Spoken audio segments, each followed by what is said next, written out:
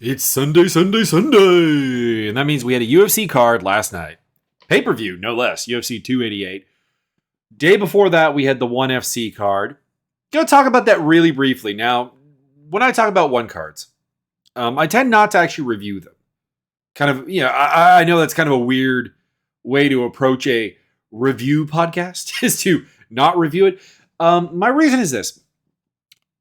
There are a lot of questions on social media, and even like on my Discord and so on. Should I watch ONE? So there is a segment of my audience that is wondering if they should watch ONE, and I think you're not going to encourage people to watch ONE.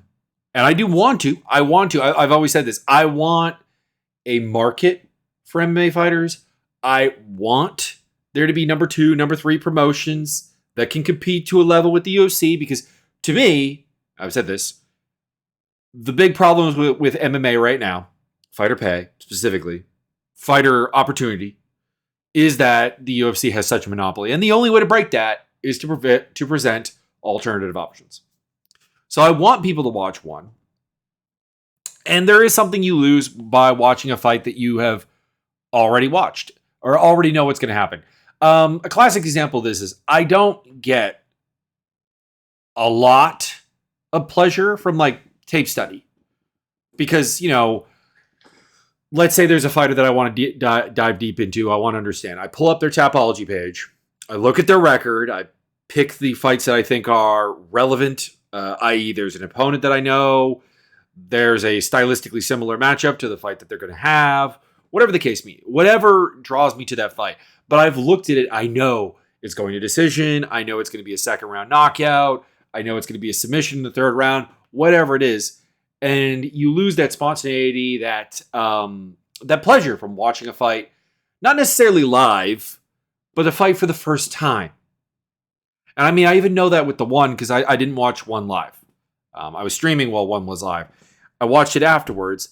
And yes, I had a fight spoiled for me. And yes, it lowered my appreciation of the fight, which is a shame because, it's a fighter, 2 fighters, honestly, that I have a lot of respect for and a lot of fandom for, honestly. So I don't really like to do the review of a fight card that I think that people watching might not have actually seen. Like with the UFC, there's no worry about that. If you've clicked on this video or this podcast and you've not watched UFC 288, I don't know what to tell you. You're looking at a review of something you've not seen. Like that's on you. But with ONE, I'm trying to convince people to actually watch it. So what I will say is that, was it the most competitive night of fights? No. But it was a card that showed off the stars that ONE is trying to build around. Gave you cool finishes. Let them do their thing. Let them show off. And that is worth your time because let's be honest here. People complain about the accessibility of ONE. I don't get that. It's on Amazon Prime TV. Don't get me wrong. The Amazon Prime TV application and like finding it even is kind of crap. So there are problems. But by the same token, it's a service that you likely already pay for via Amazon Prime. We're talking about a millions of subscription service. You can probably watch this for no additional fee and support ONE. Now, do I love ONE? I love certain ideas about ONE. I love the 4-ounce Muay Thai, and I don't know why that is not incredibly popular given how much booing the ground game gets in mixed martial arts. We're going to talk about that with the Verdejandaroba fight later and also with the Kron Gracie fight later. But at the same time, Chatri Sidotong is Asian Dana White in a nutshell. And in some ways just even worse and even more self-aggrandizing with the way that the bonuses are presented in ONE, particularly, rubs me just so wrong. But it's got that little bit of nostalgia pride. It's got a good roster. Don't get me wrong. There's certain divisions that are kind of garbage. Like their heavyweight division is pretty bad. But that being said, which is relevant given that Francis Ngannou was in negotiations with them, there really wasn't anything interesting for him to do there. It's why I'm not really let down that he didn't sign there.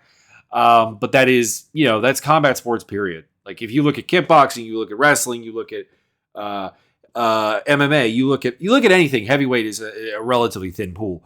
Even in pro wrestling, for example, I've always said this is that a phrase that comes up in pro wrestling is like, is a good worker for a big guy, for a giant, for a super heavyweight, for a heavyweight, because you're just not expected to be able to do as much. And the reason is honestly quite simple. If you're over 200 pounds, notably north of 200 pounds and north of, 6 feet tall, there is a solid, and you're athletic, other sports beckon and will pay you a lot more for a lot less risk to your long-term health than combat sports. So there's the heavyweight rant for the day. And we're going to get a little bit more of that because on the UFC card, in the premier heavyweight division in the world, we had Parker Porter versus Braxton Smith. So go watch one. It's a good card. It's fun. Enjoy it. There's cool Muay Thai stuff. There's cool submission grappling stuff. It really is a proper experience. The only other thing I'm going to talk about before getting to UFC 288 is, my lord, Dana White. Do you have no shame? He is out there trying to boost Power Slap off of social media numbers and stuff and claiming we have more social media engagement than NFL, NBA, Major League Baseball, F1, boxing combined over here at Power Slap.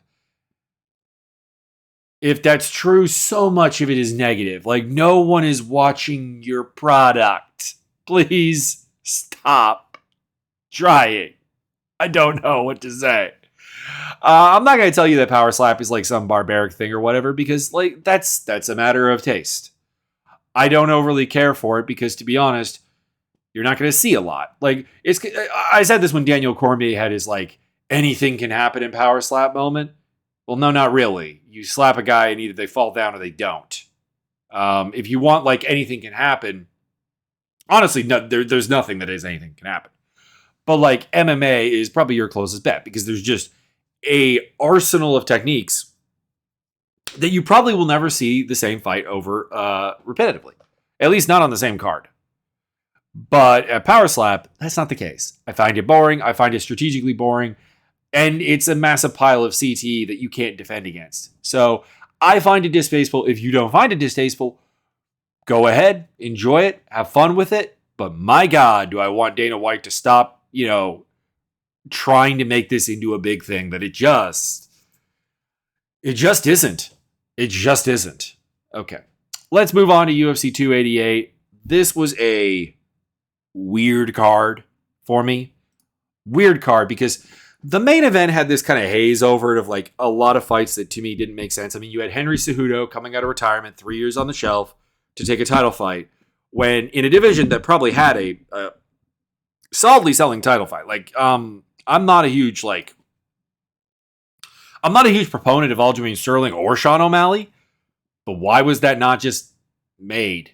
I know the two fighters kind of fumbled the ball, particularly O'Malley after the Yan fight, not asking for the title shot. But just offer him the money and you probably have it. Instead, they gave the money to Henry Cejudo. And the narrative going into this fight was just so bizarre because people were like, Aljo's going to go out there. He's going to scomp Cejudo. He's going to destroy him. He's going to wreck him.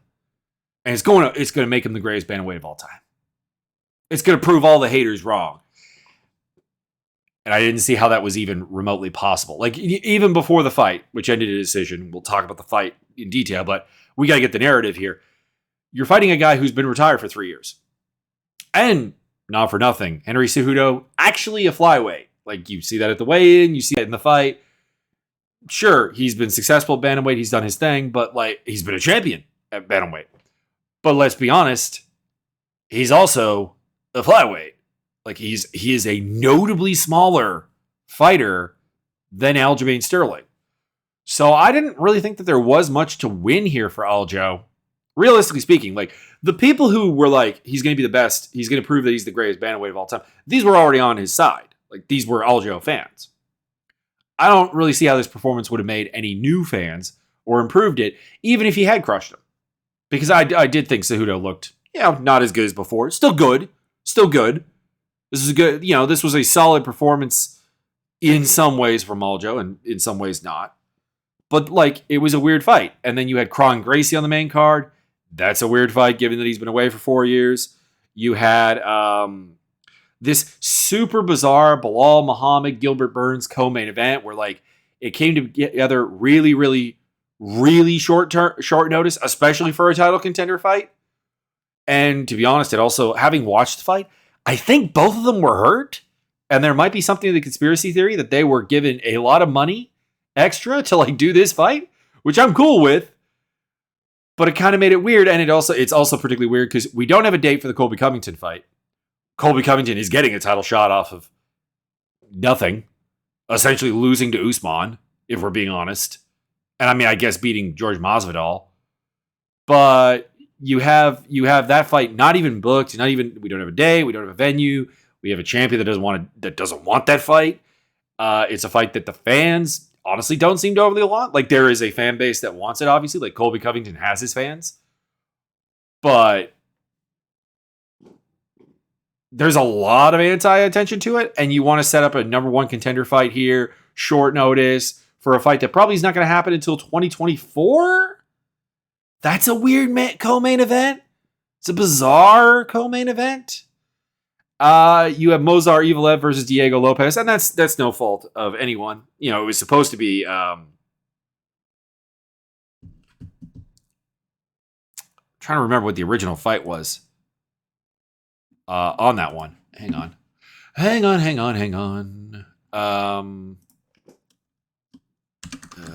Because it was originally supposed to be Bryce Mitchell was involved in it originally. He ended up not fighting because of stupid things. Yeah, it was supposed to be Bryce Mitchell, Jonathan Pierce. Pierce pulled out. Then it became Evloev versus Jonathan Pierce, or versus Bryce Mitchell. And then it became Evloev versus Lopez. Super short notice. Ramadan being involved. By the way, also Ramadan being involved in the Bilal Muhammad fight as well. And we end up with like just super oddity. Like, we have a main event. We have a main card that has only one fight that like doesn't tickle my brain in like wrong ways, which is the Andrade versus Jan fight. And then you have an undercard that has fights that probably should be on the main card over some of these. I'm specifically looking at Devin Clark, Kenny Njoku. I'm looking at Marina Rodriguez versus Werner Jandaroba as well. Like, those are two fights that may have future title implications. Jandaroba Rodriguez almost assuredly does. And that's on the undercard. So it was a really weird vibe card going in. And the fights didn't really dissuade me of that. Let's talk about the main event. Aljamain Sterling versus Henry Cejudo. Let's start with first up. I thought Aljo won. I scored rounds. Let me look here. I scored round 1, 3, and 4 for Aljo. With, to be honest, round 3 and round 4 being like, honestly, the quintessential rounds of this fight of what was kind of wrong with it. What I mean by that is that both of these fighters were presented with a path of victory that they don't usually do. Like with Aljo's case, his best work came as a range fighter, being the taller guy, being at kicking range, being the bigger guy, honestly, which he usually is. But his game usually tends to be pressure wrestling. Basically, it's like use the outside striking to set up a wrestling game that you will then take into dominance from the back position. His back takes are amazing. His scrambles are very good. His submissions are very good. But he couldn't actually get that part of his game to work realistically. Like, he took Cejudo down, but he had a hard time controlling him really at any point. I think he only really had one like prolonged back moment. That was in the first round. And you could see it. He really wanted to do that. And every time he did, it looked silly. Like, there were points, particularly in the third and fourth round, where Cejudo would go for a takedown, get stuffed hard, like get bully head control by Cejudo. And it would look terrible. And you'd be like, it feels like Cejudo's kind of winning this.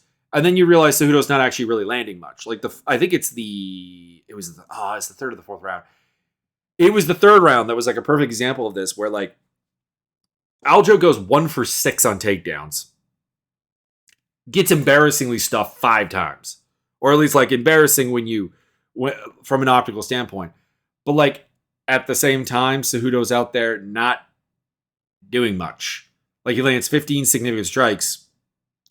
38 overall strikes. This is according to UFC stats. A couple of those on a takedown he himself scored. And it's like you're just not active enough. Like 3 out of the 5 rounds, less than 20 significant strikes landed by Cejudo in a bantamweight fight. It's just too low a pace. So like with Cejudo, for whatever reason, because granted, Cejudo's never really been a volume guy. Like he's a blitzer. He's a burst blitz kind of guy, realistically speaking. But he really wasn't. He didn't seem comfortable doing burst blitzes here. He didn't seem. He isn't wired, and probably at 36 years old, 3 years on the shelf, isn't capable of winning an output game. And that's basically how Aljo won. But like in the meantime, Aljo also looks like terrible trying to go for takedowns, getting stuffed. So I don't know. It wasn't a bad fight, but it was just a weird fight that I don't think gets any additional hype for Aljo. I honestly don't think so, because he won essentially just by paper cuts. Not really hurting Cejudo, not really dominating him like at any phase. End of the first round maybe was like the closest thing. What was his control time? He had 4 minutes of control time throughout the whole fight. For comparison purposes, Cejudo had 5 minutes and 6. He had He had only 2 rounds where he got over a minute control time, that being the third and the first. It's a win, and it's a win over a guy who, in the grand scheme of things, is a double champion, an Olympic athlete, and so on. There's just so many caveats, variables that are not favorable. There's the time on the shelf, there's the age, there's the size differential, like all of these things. And there's just not looking tremendously great doing it. And then after the match, Sean O'Malley gets in the cage. The highlight of this was Merab like stealing Sean's jacket. His like Michael Jackson Thriller jacket. I want to say the Thriller music video. Sean O'Malley's like Michael Jackson styled apparel. And wears it. I didn't really think much of the confrontation itself. Like it was just nonsense trash talk realistically. It's what you expect with these two, honestly. So if that's what you wanted, cool, you got that. There are some people that are like really anti it. Like it made the Bloody Elbow losers column for them to let O'Malley in the cage. I don't think so. Like it does nothing for me. I've said this a number of times. I don't care for the drama of fights. I'm either interested in the fight in the cage or I'm not. The great examples of this is like one of the more hyped up fight series in UFC history is like Tito Ortiz with Shamrock and with Liddell. But truth be told, after the first fight of both of those series, I didn't care because they weren't going to be competitive. The first fight between Tito and Chuck, it's like, all right, no, Chuck is just better. And to be honest, if I wasn't 15 years old the first time Shamrock and Ortiz fought, I probably wouldn't have even been big on that one. But I was a 15-year-old kid. I was a WWF fan. Shamrock was the pro wrestler, et cetera, et cetera, et cetera. Like looking back on it now, like a 38-year-old Shamrock, not active in the cage particularly a lot, doing pro wrestling instead of MMA was not actually really a challenge for Tito. But I got suckered in. But then like in the second and the third fight, the heat was still there. I was still convinced these two guys hated each other. And I'm still convinced Chuck and Tito do. But I had no interest in the fight.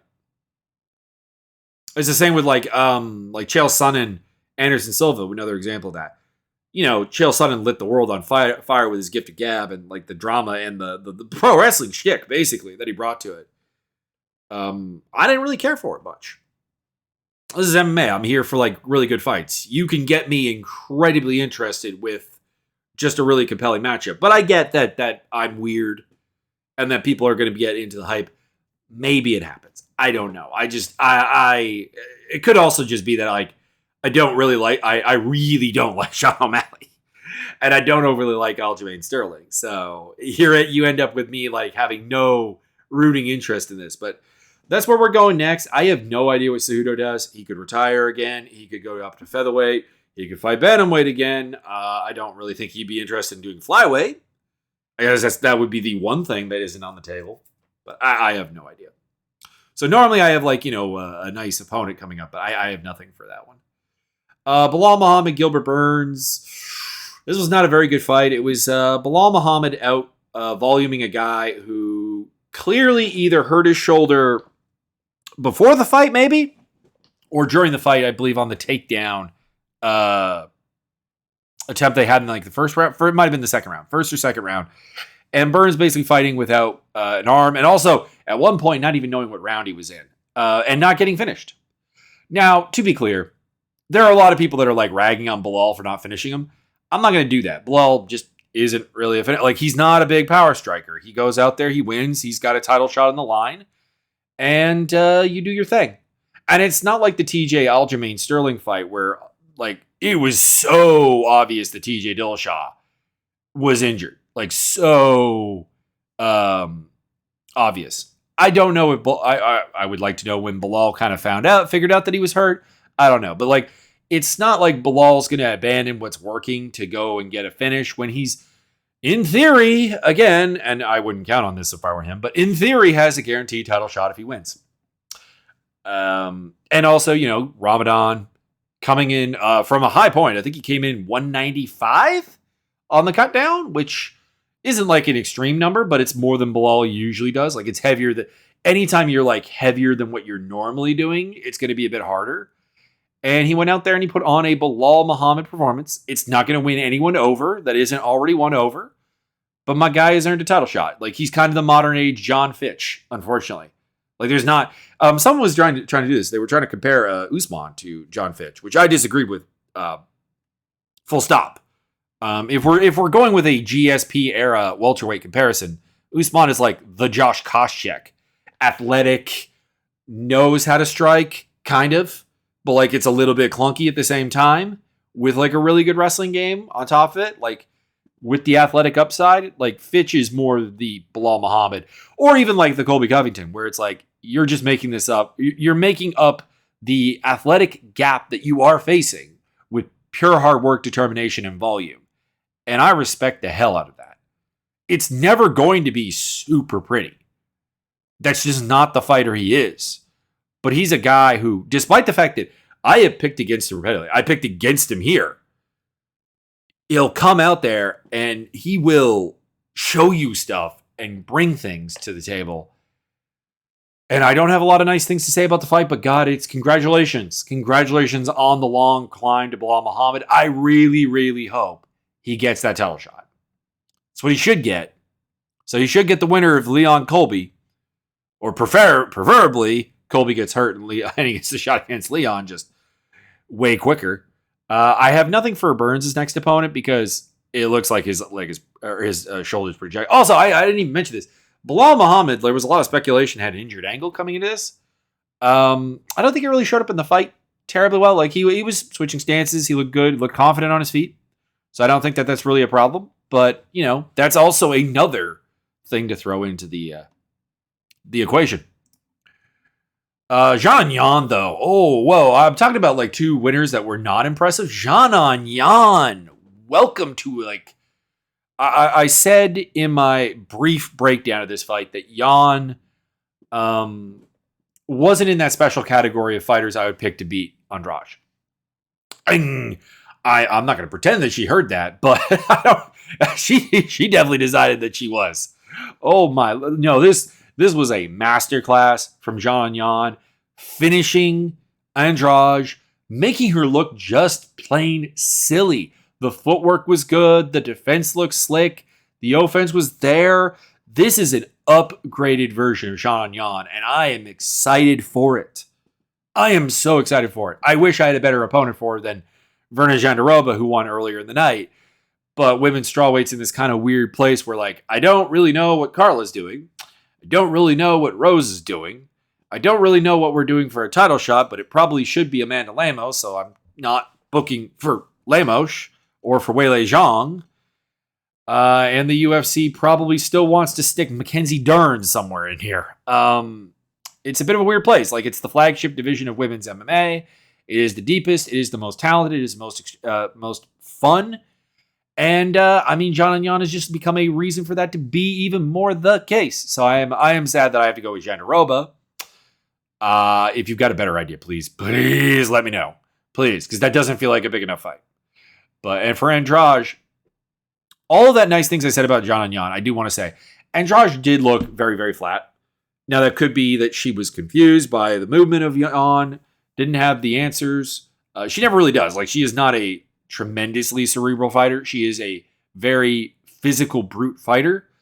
And being someone who's just going to play a relatively layered and complex game might be enough to shut that down just periodically if you have somewhat comparable physicality. But she did look a little bit off. And she has fought a lot in 2023. I want to say she's fought 3 times already. We're 5 months into the year. Am I mistaken in stating that is the case? Jessica Andrade here. 3 times. 3 times. She's fought 3 times in 5 months. So maybe we need to cool her off a little bit. Let her chillax and relax. Because it does feel, I don't know, it does feel like she just maybe is overdone a little bit right now. So I didn't have a matchup for her just because I think she'll be, in my perfect world, she would have the money to take a little bit of time off and chill. And then we get to the Movsar Evloev versus Diego Lopes fight. First round was great. I love that Diego Lopes, he was able to hurt Evloev on the feet. He was able to put a lot of interesting stuff together with like going for limbs and all kinds of stuff, threatening triangle chokes. Lopes is a fearsome guard grappler. Now I will say this. I am not super familiar with this guy from before. He was a late notice replacement here. I do wonder how much of this is just like throwing the kitchen sink at Evloev in the first round, knowing that he probably cannot win in the long run, because he did fade. He did fade out of this fight a little bit. He's still going, don't get me wrong. Like he still brought it in the third round even. And I thought there was a chance towards the end that he might get it. But at the same time, like maybe this was just him playing with house money, so to speak, like him going for broke in the early going. But if this is anything like how he's going to fight going forward, I am so excited. I gave him the first round. I gave Evloev the second round very easily. I gave Evloev the third round. It was weird watching like the commentary booth talk about how they thought Evloev was winning the first round. Like at any point, I didn't get it. Dave Torelli did score Evloev the first round. He gave it 30-27. I'm not looking at his card, but the overall score was 30-27. So that would mean he did give him the first round. That's bad. But yeah, no, Lopes showed he was in there. There were a lot of people talking about like fraud check on Movsar Evloev. I don't like the fraud check thing because for one thing, it's just misused a lot of time. Like there are people who like use, I'm trying to remember who it was. There was someone who lost recently. It was like a top 5 fight in the UFC.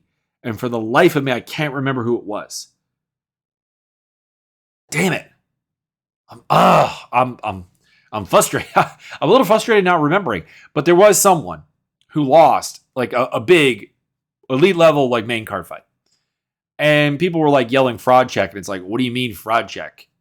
Like, was there a substantial number of people talking about this person is the greatest fighter of all time or something like that? And the answer was no.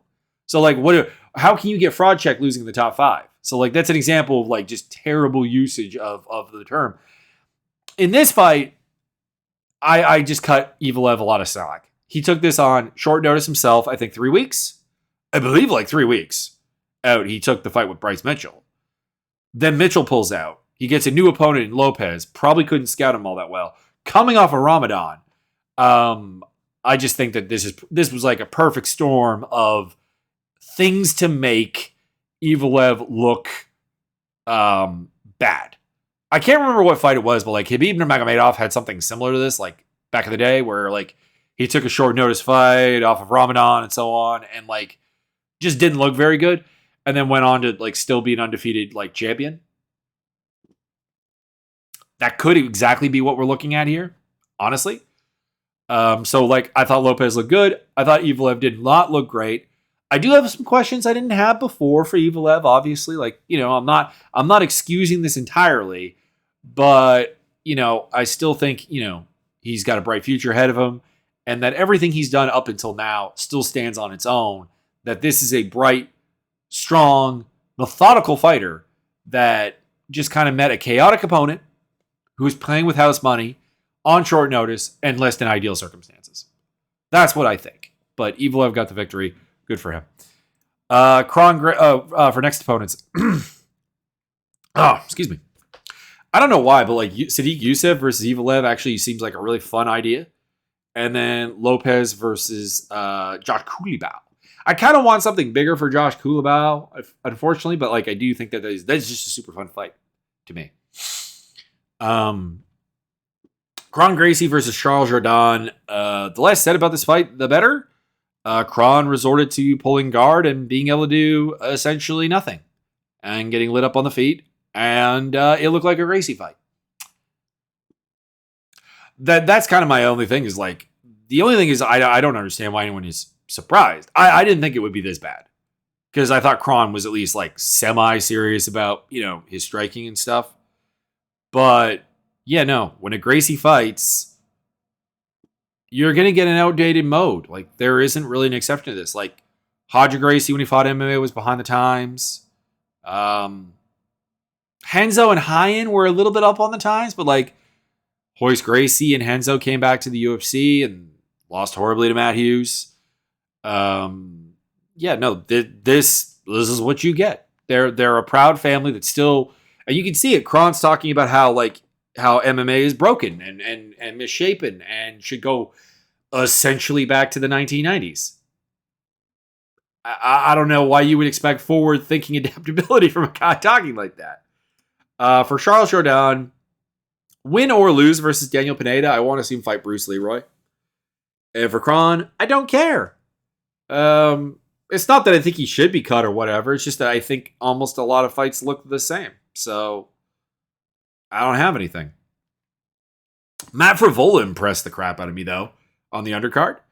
Dude came out here throwing like Superman punches and looking like way more dynamic, way better form than we're used to seeing from him.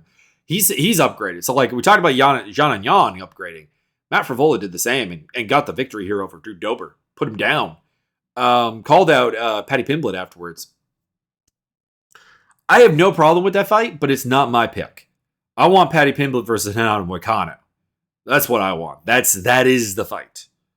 Partially because I kind of am always just a little bit curious to see what Paddy Pimblett will do with someone who's not white. I'm not saying he's racist, because I honestly don't know. I'm just saying that when he's presented somebody of a more brownish complexion, particularly Eastern European, he seems to have a real hard-on for Eastern Europeans. So maybe I need to do that. Maybe I need to go back to the Lelio Topuria fight. His trash talk does get sloppy, shall we say. So Frevola doesn't really give me that. And also I just don't think he has a high enough profile. But like Frevola, and there's a lot of things you do with Frevola. I need to see more of what he did here before I'm like, Matt Frevola is really tearing the tide here, and he's like top 15, top 10 threat fighter or whatever. But like he is high-end action fighter at minimum. So you can put him in there with just about anybody and have fun. I have Thiago Moises on the thing. Like, he kind of fits. He gives him that chance to kind of show off and be a guy against a guy who's like really, really composed and doesn't actually make a lot of mistakes. So, let's do that. And for Dober, it does not matter. Dober is the plug and play guy. There is no right fight, but there is no wrong fight. Just put him up against whoever needs a fight to be exciting.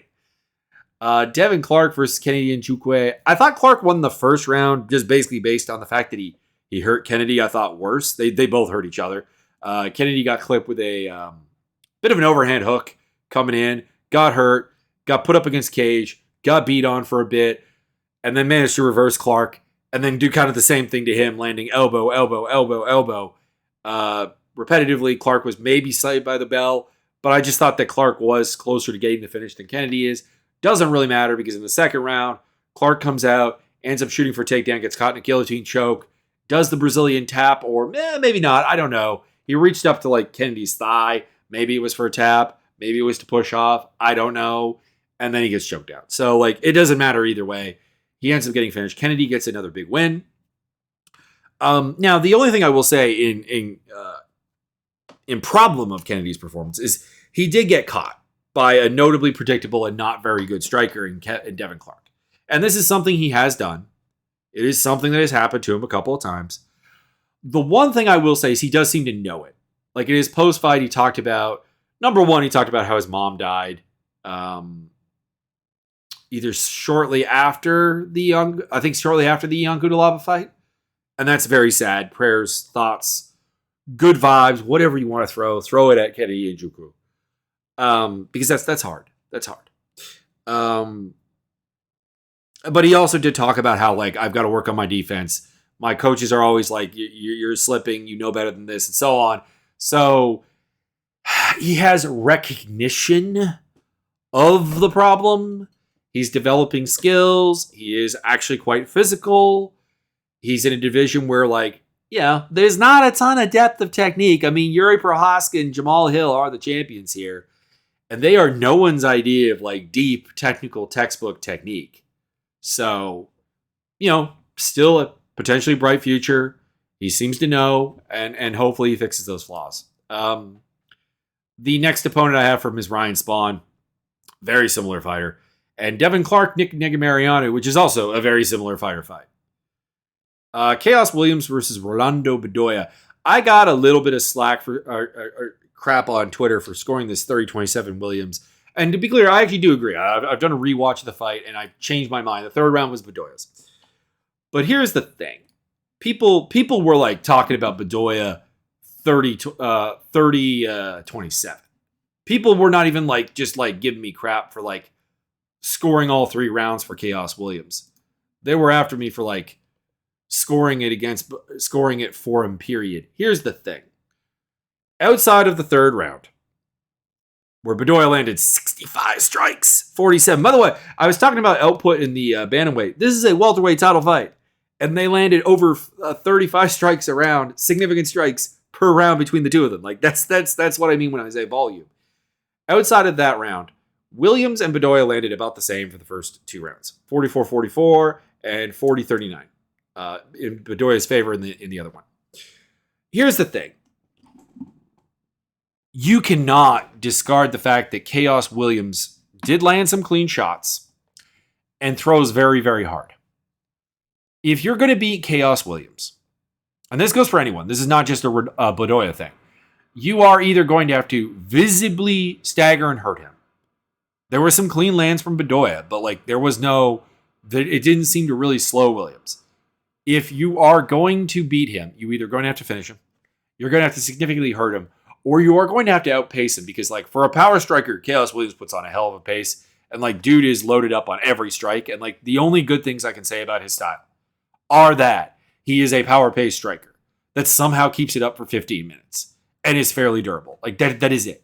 Like, he is sloppy. There's openings for counters. Bedoya let things slip in there really nicely. He's not seemingly a guy who's really going to wrestle you a lot or try to grapple with you. So, like, he is going to give you the same kind of thing over and over and over and over again with some variance in tempo. And the problem for Bedoya, who I was really impressed with in this fight, didn't know a lot about him coming in. Very impressed with him afterwards. Composed, nice defense. For a UFC debuting fighter, this is peak defense. Slick counter game. Clearly also in good shape, like, fought at a really high pace himself. The only things I will say, well, there are 2 things. Number one is he was a little bit too reactive. He let Williams dictate the pace of the fight, which is not something you can do unless you have the power to really hurt him. And 2, he was never able really to answer the rushes of Chaos Williams. And admittedly, I will say this, looking at the numbers now, I assumed Williams had landed more shots in the first 2 rounds watching it live. And I think a big part of that is the rushes. He would have these big moments where he would surge forward and throw big combinations and, not land them super clean or anything, but they would look very impressive and the optics were great. And then Bedoya wouldn't really have an answer for that because he's a little bit metronomic. Like, it's a high pace, but there's no next gear. So that would be what I would like to see, a next gear, and just keep developing what you're developing. Because I think Bedoya is going to be a real fun fighter. Someone did say someone who was criticizing my scoring is like, man, if they rematched Bedoya a couple years down the road, Bedoya would absolutely wreck him. And I'm like, I 100% agree with that. Thing is I can agree with that and still think Williams won this fight. It's because this is Williams. He's not seemingly ever getting any better. But with Bedoya, there's room to improve, and there's clearly a deep technical understanding of striking that I love. But he did lose this fight. Anyways, for next opponents, I've got Williams versus Jeremiah Wells in the Battle of Ultimate Power. And I've got Bedoya versus Angelo said in a battle of two guys that I have a lot of faith in and a lot of hope for, and I want to see one of them get a win. And putting them against each other kind of doesn't guarantee that because we could get a draw, but it sets up a favorable condition for one of them to win. Marina Rodriguez versus Verna Jandaroba. Wrong place on the card. Don't get me wrong, I wasn't super excited for this fight, and I'm still not super excited for this fight, having watched it. But it's like a top 5 strawweight fight. This shouldn't be on the undercard when you have, no offense to Mozar Evelev, who belongs on a main card, but fighting Diego Lopes. You have Kron Gracie, Charles Jourdain. I like Charles Jourdain. I really do. I like Charles Jourdain. But that's not really how that's supposed to work. And, this should have been on the main card. Verna went out there, showed off some improved striking, but still has some really bad habits. She throws these spinning back nothings a lot of the time, that are not even close to landing. She did 3 times. That's not great. But she's building a striking game that at least allows her wrestling game to be more effective. She's a really good grappler. She grappled Marina Rodriguez in all 3 rounds, held her down, out scrambled her, landed some ground and pound, went for some submission ideas. Got the job done. Good win. Nice work. Rodriguez continues to be this really, I don't know, just disappointment to me because I just think that she should be way better than she is. Which is saying something because she's a top 5 fighter. But I do. I would just like to see some improvement that's just not happening. We'll put it that way. Anyways, for next opponents, I have for Verna, like I said, Xiaonan. I've got Rodriguez getting the winner of Jillian Robertson and Tabitha Ricci because that is a similar but slightly lesser matchup than this one. And I'm basically giving her a mulligan to try to do it again. Parker Porter, Braxton Smith. This was the definition of low-level heavyweight. And that's mostly on Braxton Smith. I like Parker Porter. I really do. He's a guy who, by all means, physically should not really succeed. He's not a particularly hard hitter. He's not particularly fast. He's not particularly explosive. And he's not durable, which is a huge issue at heavyweight. And it's why this fight went to a coin flip for me to actually pick it. And Smith won the coin flip and lost the fight. Smith had him close calls for a bit, but Parker Porter also just landing, way better boxing, hit a knee to the body. Smith went for a terrible, terrible takedown, well gassed, ended up getting back road and then just pounded out. Parker Porter gets his first stoppage win in the UFC. Braxton Smith is not very good, but he does have the athletic upside to maybe be good. I don't know. He gets a Dana White Contender Series fight, and I don't really know what to do with Parker Porter either because, he is slimming down, and my God, man, as a man also on a weight loss journey, kudos to you, sir. Kudos to you, sir. But by the same token, I don't necessarily think anything I said at the beginning doesn't apply. I still have concerns about durability. I still have concerns about just athletic upside, and hard work can only do so much. Chris Barnett, maybe? Be fun. This fight confused me. The reaction, not so much the fight itself. Ikram Aliskerov versus Phil Haas. I picked Aliskerov essentially just because of exactly what happened. Phil Haas falls apart and doesn't have a very good chin. We're talking about Parker Porter not having a good chin. That's Phil Haas as well. But what I don't get is like there were people like screaming, "Man, Ikram is for real" after this fight, and like Twitter was a blaze of this guy who, don't get me wrong, has a decent resume coming in. Went to decision with Khamzat Chimaev. I believe he also beat Denis Tialunin, if I'm not mistaken. Let me just pull up his record. That would probably make a lot of sense, wouldn't it? Yeah. He's got to win over Nanchan Baral. He's got to win over Denis Tialunin. Diego Gonzalez is a pretty solid fighter as well. I'm not super familiar with Mirko Jurkovic or Mario Souza, but they have decent records. So they might be okay. It's for a guy coming to the UFC, actually a pretty good resume. But, pardon me, he lost by knockout to Chimaev. Why were people saying he lost by decision? I probably should have looked at that for tape study, but I didn't really do tape study for this card. So I didn't really get it.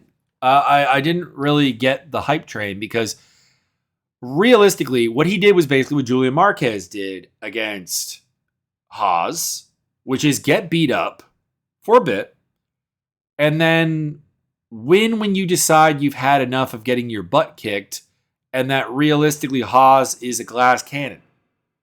He even almost face planted 2 or 3 times during his striking. It was incredibly sloppy.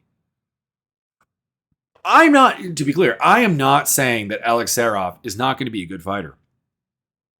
Dude has some serious combat sambo credentials. He's got power. He's got some athletic ability. He, for all the ass kicking, for all getting outmaneuvered and getting beat up a bit by Haas, he was composed. And this, let's be honest, this is middleweight, a division where just being able to wrestle will probably win him a lot of fights. A lot of fights. There are some, there's a reason Bo Nickel is just kind of a foregone conclusion as a contender here. But what about this performance? What about knocking out Phil Haas after losing the fight up until that point? And watching the sequence that he finished him with leaves you more excited for this guy.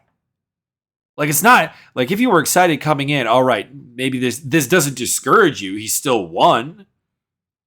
But there were people being see, I told you this man, you need to get on the bandwagon right now. Why would knocking out Phil Haas be getting on the bandwagon worthy here, guys? That's it's kind of insane. I don't get it. Someone was trying to argue he's top 15 already. No. I've got him against the loser of Chris Curtis versus Nasruddin Imavov. And I've got Haas against Albert Duraev because if Haas is going to keep fighting, and I enjoy his fighting, I want him to fight people who aren't going to knock him out. And Duraev doesn't seem to really have a lot of power. So that is as far as my thinking goes. While being an okay fighter. Claudio Ribeiro just chucked Joe Holmes into the wastebasket, basically. The only critique of Ribeiro's performance I have is that he was willing to go to the ground with Holmes, which worked, but it was going away from absolutely beating the crap out of him on the feet. That I felt it was an unnecessary risk. You're beating this guy down, you're destroying him, you're wrecking him, you're taking him to the wood shop. It ain't broke, don't fix it. So that would be the only thing I would say. Holmes is not very good. Ribeiro's also not very good, but Ribeiro is actually pretty athletic and there's no reason Ribeiro can't be good. There are reasons Holmes can't be good. He's just horrendously uncoordinated and not an athlete. There you go. That's what it boils down to. He is hard capped physically, and we don't have a way to fix that necessarily. With Ribeiro, it's just like, proper coaching, refined technique, get things in there. And, there's nothing stopping him from, like, fighting for a title someday. Paulo Costa did it on basically just raw physicality. Dricus du Plessis might end up doing it on just raw physicality. So yeah, if Ribeiro develops properly, there's nothing stopping this guy from like a top 15, top 10 run. I wouldn't count on it, but it's possible. And for his next opponent, I've got Duško Todorovic, because we've seen Ribeiro lose to Razak Al-Hassan. We've now seen him beat Joe Holmes, but beating Joe Holmes just doesn't mean anything. So Todorovic is a reasonably physical guy, very flawed. Let's see what happens. And Holmes, he's had 4 fights in the UFC. I believe the intro contracts are 4 fights long. I assume he's just not going to get renewed. There's no reason. And he also missed weight by like 4 pounds here. So, yeah, miss weight, get dominated, possibly at the end of your contract. I don't think we're going to see him again. And if we do, it'll be against some like Dana White Contender Series signing. There's no one. It's not that there's no one on the active roster that wouldn't be like somewhat interested. Dennis Tialunin is still around. Maybe that maybe you can go that way. But there's no real sign of improvement. There's no real sign that there is anything going on here, and that is basically it for UFC 288. So the next card, we got a Bellator card coming up. Mousasi versus Fabian Edwards. I love Mansour Barnoui versus Brent Primus. That's a good fight. That's fun. Douglas Lima versus Costello Van Steenis might be okay. Might also be fun. Saul Rogers is fun, but he's fighting some dude I don't know.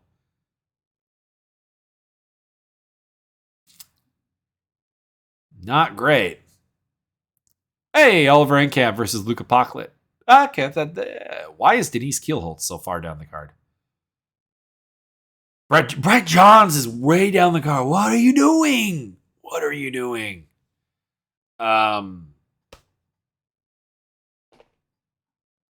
Yeah, I'm not loving it.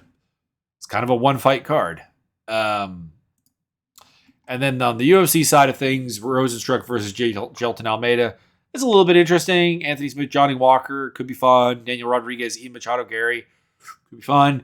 Mackenzie Dern, Angela Hill, I don't think is going to be fun, but interesting. Tim Means versus Alex Morono, I'm here for it. Matt Brown, Court McGee, I'm here for it.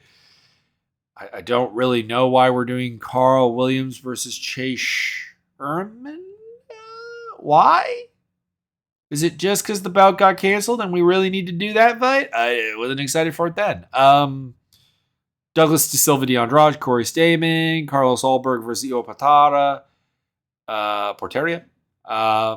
Natan Levy, Pete Rodriguez, Manny Boom, Jiyoung Kim, Gabe Green, Brian Bell. I feel like Jiyoung Kim, Manny Boom was also a canceled fight, right? Yeah, it was. Boom got ill. That was back in February. And Gabe Green, Brian Battle. That's fun. Jessica Rose Clark versus Tainara Lisboa. I don't know Lisboa. I'll do a research on her, but I don't know. I reasonably enjoy Jessica Rose Clark fights. So at least there might be that. Anyways, as per usual, somewhere on your screen right now, be it on your phone or on your computer, there is going to be some links to my Discord, my Twitter, my Linktree, basically all the things, social media, YouTube channels, podcasts, everything. Links should be there. Check it out. Particularly check out the Discord with home of the Mixed Martial Arts Simulator, which I'll be running fights later on today. So there you go. That is all. Have a good day. And, it's a warm day. Well, it's not a warm day out. God damn it. It's not a warm day out anymore. I was going to say it's a nice day out. Go outside. But it's not a super nice day where I am.